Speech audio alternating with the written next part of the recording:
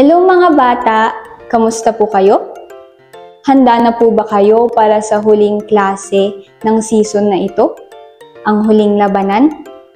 Ngayon ay tatapusin na natin ang temang ito sa pamamagitan ng ating pag-uusapan tungkol sa ang mga nanalo sa labanan. Pero ano pa nga ba ang mga natutunan mo sa temang ang huling labanan? Sino sa inyo ang ginamit ang baluti ng Diyos sa anumang oras upang protektahan ang iyong sarili? Well mga bata, ang temang ang huling labanan ay matatapos na.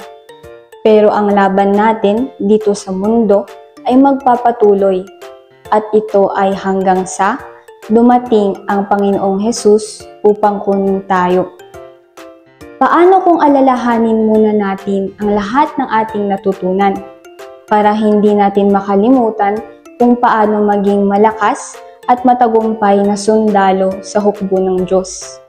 Natutunan natin sa labang ito na ang mga mananalo ay yung inuuna ang kalooban ng Diyos at ang mga matatalo ay yung mas inuuna ang sarili nilang kagustuhan. At pareho, ang Panginoong Hesus at ang Diablo ay nakikipaglaban para sa atin upang piliin natin ang isa sa kanila. Ngunit mayroon tayong kalamangan dahil ibinigay ni Hesus ang kanyang buhay dahil sa pagmamahal niya sa atin. At dahil doon maaari nating piliin na maging bahagi ng kanyang hukbo. Siya na tumatanggap sa sakripisyo ng Panginoong Hesus.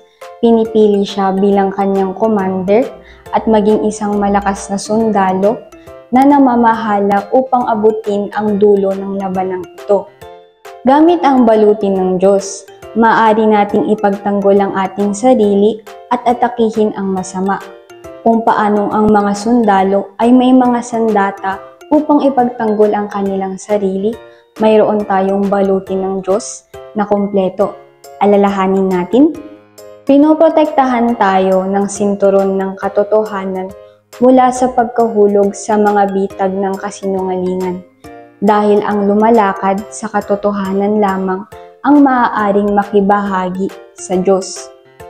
Isinusuot natin ang balutin ng katwiran kapag tayo ay gumagawa ng tama at patas na mga pagpipili alinsunod sa kagustuhan ng Diyos.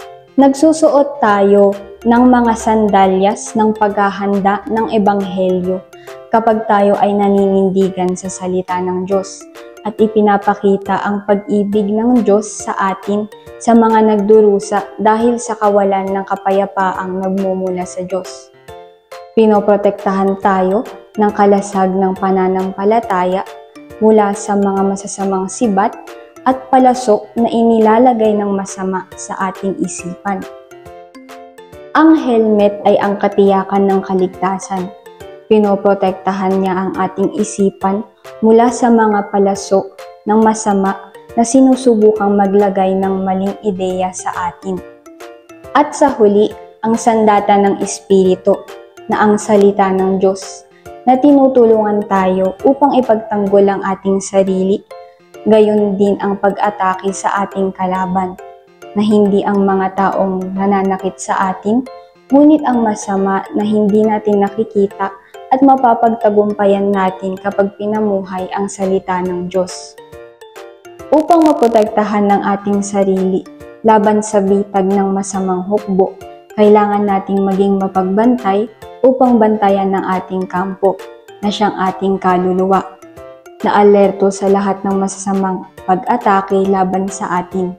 Kaya nga sinabi sa salita ng Diyos na, sinabi dito sa libro ng 2 Timothy chapter 4 verse 7 to 8. Puspusan akong nakipaglaban sa paligsahan, natapos ko ang dapat kong takbuhin, nanatili akong tapat sa pananampalataya, at ngayon may inilaan ang Diyos sa akin na korona ng katwiran. Ibibigay ito sa akin ng makatarungang Panginoon sa araw ng paghuhukom niya. At hindi lang ako ang bibigyan, kundi maging ang lahat ng nananabik sa pagbabalik niya. Gaya ng sinabi sa simula ng klase, matatapos na ang temang natin na ang huling labanan.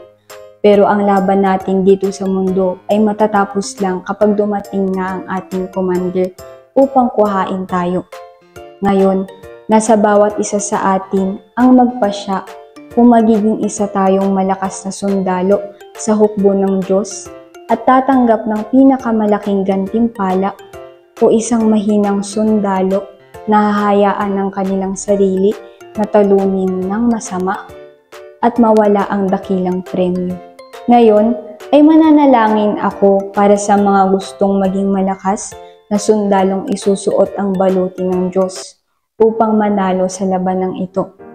Sinong may gusto nito? Kaya ipikit mo ang iyong mata at mananalangin tayo. Panginoong Diyos, pumapasok po kami sa inyong dakilang presensya at una sa lahat nagpapasalamat po ko dahil binigyan mo ng pagkakataon yung bawat isa sa amin upang marinig at matuto patungkol sa inyong mga balutin.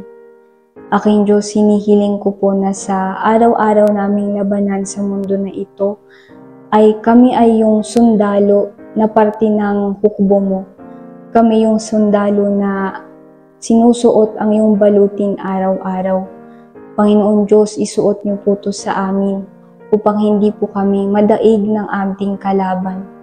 Aking Diyos, isinusuko po lahat sa inyong kamay sa pangalan ni Jesus. Amen. Ngayon, para hindi mo makalimutan ang natutunan natin dito, paano kung gumawa ka ng magandang drawing na nakasuot lahat ng sandata ng Diyos? Sigurado akong gagawin mo ito ng pinakamahusay at magiging maganda ito.